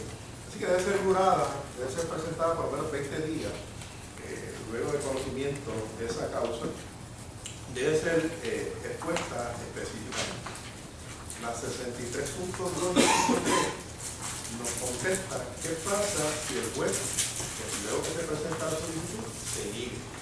Y aquí está diciendo que el juez debe de constatar eso mediante una resolución por escrito, exponiendo la causal o causales por la cual se está inhibiendo. Debe de notificarla a todas las partes de los abogados en el proceso. Y en ese caso, el caso lo que va a hacer el juez administrador es asignárselo a otro juez para que entonces pues, proceda a ver el caso de ahí adelante. El inciso C de la 63.2 nos contesta, ¿y qué pasa si el juez se hace la solicitud y decide no inhibirse? En ese caso, se tiene que notificar pues, esa determinación a las partes y el juez administrador designará a otro juez para que vea la procedencia de esa inhibición. La regla dice que ese juez debe resolver pues, la inhibición dentro de los 30 días de haberse pues, sometido para que vea esa solicitud de inhibición. Y finalmente, inciso D nos está planteando algo que todavía no hemos abordado aquí, que se tiene que cumplir con esto también en los casos donde haya partes que soliciten la intervención posteriormente durante el proceso. Si ocurre cualquiera de esas circunstancias, el juez no debe de permitir una parte donde pueda haber algún tipo de inhibición de su parte.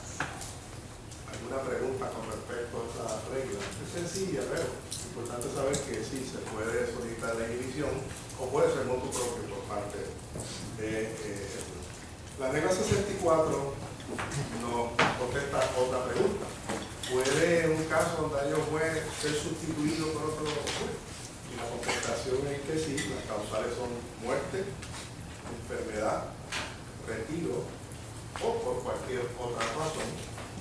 La regla lo que establece que en esos casos pues, habrá una sustitución por otro juez y ese juez pues, será el que presidirá los procedimientos. Sin embargo, la regla establece qué pasa si el juez que sustituye pues, está sustituyendo en un momento donde se está celebrando un juicio en su fondo o se dictó una sentencia en un caso luego de una vista en su fondo. Y aquí pues da la opción al tribunal, ese juez podría o resolver el caso conforme pues, ya los procedimientos dirigidos y presididos por otro juez, pero faculta, que dejan en las manos de ese juez que se entiende de que no está en posición de poder dictar una sentencia o resolver, puede ordenar un nuevo juicio para ver el juicio completo y entonces tomar una determinación más adecuada de los procedimientos. Bien, estas son las últimas reglas con respecto a las mociones que quería discutir con ustedes. ¿Alguna pregunta? Vamos a la regla 37. Con esto terminamos entonces el tema de la moción. Y es la última que yo la había asignado para discutir el día de hoy. Los abogados, además de someter los escritos de alegaciones, mociones y el escrito del expediente judicial, también preparan, redactan y presentan otro tipo de escritos, que son los llamados informes. La regla 37 recoge dos informes que tienen que someter los abogados durante el proceso. Uno, lo que se llama el informe de manejo del caso, esto se somete al principio del caso, y el otro, el informe de conferencia previa. Hoy voy a discutir el informe de manejo del caso, obviamente porque estamos todavía en la etapa de iniciar el proceso. Más adelante en el curso vamos a estar discutiendo lo que recoge el informe de conferencia previa. De nuevo aquí es un poquito técnico la regla porque nos está requiriendo una serie de plazos en este sentido en particular. ¿Qué etapas incluye? Básicamente lo que se llama el manejo del caso. Incluye 4 etapas. 1. Y es lo que regula la regla. La 37.1 regula básicamente lo que es la reunión. Debe haber una reunión con los abogados antes de preparar estos informes. 2, la redacción de lo que es el informe de manejo del caso, y nos discute lo que es el informe y los plazos, los cuales hay que cumplir los abogados. Tercero, la tercera etapa es para qué es el informe. Entonces, el informe es para la vista de conferencia inicial y regula lo que es la conferencia inicial. Y la última etapa, después de esa conferencia inicial y que se ha sometido al informe, pues cuál es el producto final. Y el producto final y la consecuencia final es pues, que haya una orden calendarizando pues, los procedimientos de ahí en adelante. Y ese es el propósito que el informe de manejo del caso. Es poner en posición, pues, obviamente, a la parte y sobre todo al tribunal, de cuál va a ser pues, el manejo del caso y la calendarización de todos los procedimientos. Debe recordarse que yo les dije en su ratito la moción de sentencia sumaria, pues hasta cuándo se puede someter, 30 días, hasta 30 días después de la fecha fijada por el tribunal, que se va a terminar el expediente de regla, y otras fechas más que el tribunal determina. Este es el momento. Una vez se sometió ese informe, en la vista el tribunal va a calendarizar con obviamente todo lo que va a hacerse en el caso. Lo primero que recoge, como la primera etapa, es la etapa de la reunión. Bien importante. La regla 37 puntos dice cuándo es que se debe de preparar lo que se llama el informe de manejo. Ya aquí no está, tenemos que aprenderlo. Lo está diciendo en todos los casos, y hay que aprenderse las excepciones. ¿Cuándo es que procede redactar y preparar el informe de manejo? Y ahí nos está diciendo que no procede este procedimiento en los casos en rebeldía, regla 45. En los casos bajo la regla 60, o sea, no la hemos estudiado, aunque la hemos estado examinando aquí. Pero la regla 60 básicamente es un procedimiento expedito que permite la regla del proceso civil en los casos donde hay reclamaciones de cuantía que no excedan los $15,000. Usted tiene una opción, o lo ve por la vía ordinaria, o usted invoca ese procedimiento o la regla 60. Bueno, si usted invocó y en un caso bajo la regla 60, no hay que hacer una lista de conferencia inicial, no hay que someter el informe de manejo. Los casos de relaciones de familia y los casos de leyes especiales. Por ejemplo, en un caso bajo la ley 2 de procedimiento sumario, un caso de ley 80 o de crimen, son una ley especial, ahí no hay que cumplir con el informe de manejo. Ahí aplicará lo que diga la ley 2 de procedimiento sumario. Así que eso es lo primero que nos plantea. Lo otro que nos plantea es que ya nos está dando un término de cuándo se debe dar esta reunión. Y aquí pues, es un poco capcioso, es importante, pero ya hemos visto este lenguaje. Lo primero que nos dice es de quién es la obligación. ¿De quién es la obligación a convocar a esa reunión? Y la que nos está diciendo que es del demandante. Así que aquí hay un deber del demandante, y dice la regla, a convocar esa reunión 40 días después de haberse notificado, esto resume, la última alegación responsiva en ese caso, o de haber expirado el último plazo para responder a una alegación que fue una reclamación. Es decir, se presentó una demanda y se emplazó el demandado. ¿Qué es lo que nos está diciendo él? Que no hay ninguna otra parte. Pero nos está diciendo que si se notificó la contestación a demanda, que es lo que ustedes van a hacer en su caso, en particular, pues el demandante ya sabe que la contestación tiene hasta 40 días después de la notificación de esa contestación para citar a la parte demandada para una reunión para discutir el informe de manejo. Entonces, de paso, ese es el próximo ejercicio que ustedes tienen por ahí, por cerca de la planilla contributiva. Ustedes tienen que redactar un informe de manejo. Hay que dominar esta regla, pero por virtud, por gracia, ustedes ese modelo de informe de manejo lo tienen en dos sitios, por lo menos ahora. Uno, lo que tiene el texto de Hernández Colón, pues tienen en la apéndice el informe de manejo. Dos, en el portal de la rama judicial aparece pues también ese informe de manejo, pero lo que ha hecho es desmenuzar y recoger lo que está planteado en la ley. ¿Alguna duda con respecto a de quién es la obligación y cuándo es que, cuál es la fecha, qué término tiene? Es importante, todos estos términos que voy a estar mencionando, lo que dice la regla, son términos de estricto cumplimiento. Ustedes fueron examinados ya en esa parcial sobre lo que son términos de estricto cumplimiento. ¿Qué son esos términos? Términos que vayan en lo ordinario y los fatales, que hay que cumplirlos, pero podrían ser prorrogables si hay una circunstancia especial. Así que todo esto de los 40 días y los plazos que vamos a estar viendo son términos de estricto cumplimiento según nos está diciendo la regla. Para que ustedes vean, el legislador aquí, la regla, expuso específicamente que estos plazos no son plazos ordinarios, tampoco son plazos jurisdiccionales, son plazos de estricto cumplimiento. Lo otro que establece la regla, igual es bien rápido, ustedes ya lo examinaron, si hay alguna duda sobre ello, pero me hacen la atención. Pero básicamente nos está diciendo cuáles son los asuntos que se discuten en esa junta. Una vez convocada, y voy rápido. Lo primero, pues, se debe intercambiar toda la prueba documental que tiene cada una de las partes en ese momento. O sea, el momento en que el abogado demandado debe de intercambiar al demandante toda su prueba, el demandante al demandado. Cuando dice prueba, declaraciones juradas, prueba documental, exhibir toda la prueba. Eso se hace en la reunión que se tiene. Número 2, deben de también, en esos casos, dice la regla que hay división y liquidación, intercambiar toda valoración que se haya hecho por cualquier persona o valoración con respecto a esos bienes, hechas por contadores o por cualquier persona. En este sentido, lo que se está buscando es tratar de simplificar cuánto es realmente la cuantía de la valoración que se está reclamando. Tercero, intercambiar el nombre, dirección y número de teléfono de toda persona que tenga información pertinente y relevante a este caso. Tiene que intercambiar. Cuarto, hay que evaluar la necesidad de que se tenga que designar o reclutar alguna persona o recurso para que dé alguna opinión sobre ese caso. Y entonces da una enumeración ahí de qué personas se pueden utilizar. Puede ser el momento que la parte tiene que indicar, mira, yo voy a utilizar aquí un perito, voy a utilizar aquí un contador partidor, y hay una serie de enumeraciones que medido a las reglas. Pues si se va a hacer, hay que indicar el nombre y dirección de las personas que se van a utilizar por cualquiera de estos abogados o cualquiera de esas partes. Quinto, obviamente si ya hay informes de perito, el currículum vitae, pues cada una de las partes está obligado a intercambiar e indicar cuál es el nombre de los peritos que va a utilizar la otra parte, su dirección, lo que va a declarar, si hay alguna evidencia. Dice aquí tantos, esto lo vamos a estar estudiando en el expediente de prueba, qué perito está obligado a descubrir una parte. Y aquí está hablando los dos, tanto el perito ya consultado como cualquier otro que se pretenda consultar o que se esté pensando consultar por cualquiera de las partes. Debe de, sexto, establecer el plan de descubrimiento de pruebas, si se van a tomar deposiciones, ahí lo más específico posible.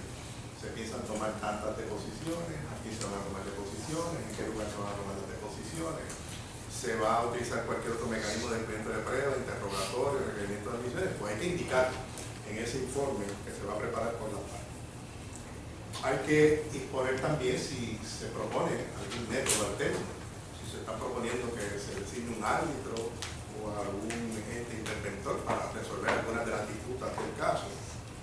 Lo otro, si hay pleitos pendientes, se debe indicar. Ya vimos aquí un caso donde la compañera Ravelo discutió el caso de Cueva, donde pues, cuando ese caso llega al tribunal de apelaciones es porque ya se había informado a los tribunales de que había varios casos pendientes con respecto a un demandado. El demandado lo que quiere evitar es tener que radicar, defenderse en cuatro recursos distintos. De manera que en ese sentido en particular va a pedir la consolidación para entonces litigar el caso contra todos en ese proceso. Pues ya eso desde soltar, si se sabe que hay pleitos pendientes de esa misma naturaleza con respecto a ese caso, pues hay que estar informando y hay que ponerlo en el informe del tema de estipulaciones y transacciones. ¿Alguna pregunta con respecto a esos asuntos? Bueno, una vez ya, estos son los asuntos que se van a discutir. Muchos de ellos pueden ser pertinentes al caso, puede ser que algunos pues, no sean necesarios, pues se informarán porque obviamente se tenga información hasta ese momento. Ahí viene entonces la segunda etapa. La segunda etapa, ya una vez ya pautada la reunión, pues se quedaron los productos. Y ahí es que viene el informe. Esta es la parte que recoge lo que es el informe de manejo. La regla dice que se debe, usted ya citó, se convocó a la reunión, se discutieron todos esos temas, pues dentro de los 10 días luego de haberse efectuado esa reunión, se tiene que presentar en el tribunal el informe de manejo del caso. Ya les dije que ustedes lo tienen en el portal, lo tienen en el anejo del libro de Hernández Colón, pero por si acaso, ese es el que ustedes van a hacer eventualmente luego de este ejercicio que tienen de la contestación. De manera que se redacta, pero la regla dice que tiene 10 días para presentar. Y es un informe conjunto, por eso es que se tiene que convocar a todas las partes discuten todo, cada uno, ese informe recoge lo que cada una de las partes va a exponer y al final debe ser firmado por todos los abogados. Así que, distinto a los escritos que ustedes están sometiendo hasta ahora, que son las partes que ustedes representan, hay dos escritos que ustedes van a hacer, pero tienen que hacerlo conjuntos. Uno, el informe de manejo, y el ejercicio final, que es el otro informe, es el informe de arbitraje. Con eso termina el componente práctico, que va a tener un enfoque práctico de esto que estamos mencionando. ¿Alguna duda con respecto a eso? Es importante, eso ha sido objeto de exámenes. Si el informe es un informe individual parcial o es un informe conjunto, un informe que lo tienen que firmar todas las partes en el caso. Una vez pues se somete el informe de manejo, la regla dice que se puede redactar el informe, no se reúne, pero se puede redactar por otras vías, como puede ser correo electrónico, cada una de las partes someter su parte a una parte que va a ser encargada de cubrirlo todo. Dice la regla que se puede hacer por vía telefónica, vía fax, por correo electrónico o por teleconferencia o de cualquier otro modo, y así pues procede. Hay una obligación continua una vez se somete el informe de manejo, por lo menos hasta la conferencia inicial, a las partes constantemente ir suplementando o enmendando si hay algún cambio en cuanto a ese escrito o ese informe. Y ahí al final hay que decir ustedes, y leo, los términos señalados en estas reglas serán de estricto cumplimiento, sujeto a lo dispuesto a la regla 37.5. Y esa regla lo que establece es cualquier parte que incumpla una reunión sin estar preparada, o cualquier parte que no firme un informe, o cualquier parte que incumpla a una convocatoria, será sancionado por el tribunal. Puede ser una sanción económica o cualquier otra sanción que corresponda conforme a la ley. Preguntas con respecto a esta segunda etapa. La tercera, como les dije ya entonces, es para qué es el informe. Entonces es para qué, pues para que entonces se celebre lo que se llama la conferencia inicial. Esto no es otra cosa que una vista, es la primera vista. La vista inicial del caso o la vista de conferencia inicial, como lo quieren articular. De manera de que una vez se presenta el informe, dice la regla que en todos los casos, excepto en los casos bajo la regla 60, los casos bajo leyes especiales, el tribunal deberá señalar una vista de conferencia inicial dentro de los 60 días de radicado, presentado ese informe en la Secretaría del Tribunal. Una vez señala la conferencia inicial, ahí tienen el temario de lo que se discutirá en esa vista, que básicamente es todo lo que yo les acabo de mencionar, y ahí le da un listado repetitivo en muchos aspectos de lo que le acabo de mencionar. Es discutir básicamente todos esos asuntos que establece la regla 27.2. Con respecto a eso, dice la regla al final que, no obstante, sometido el informe, aunque hay 60 días para señalar para la conferencia, podría el tribunal, a base de lo que ve en el informe, en lugar de señalar una conferencia, dice señalar otra pista. Y la regla dice que sí. El tribunal, lo normal es que va a señalar una conferencia inicial, pero podría percatarse, especialmente en un caso donde no es muy complejo, y señalar por pista de estatus, o señalar alguna pista de PT, o podría ser un caso que está ya preparado para juicio, pues señalarlo para juicio. De manera que me está diciendo, puede señalar pista de estatus, de conferencia, juicio y cualquier otra.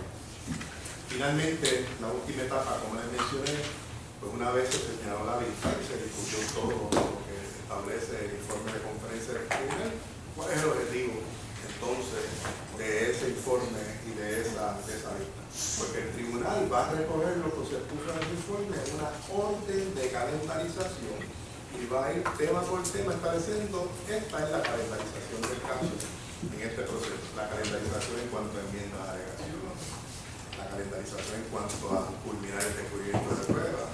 Puede establecer fecha, a pesar de que las reglas dicen que ya hasta 30 días después para someter una moción de derecho humano, el tribunal tiene facultad para dar un término adicional, extenderlo. Tienen hasta esta fecha. En vez de los 30 días, tienen hasta 60, 90 días después.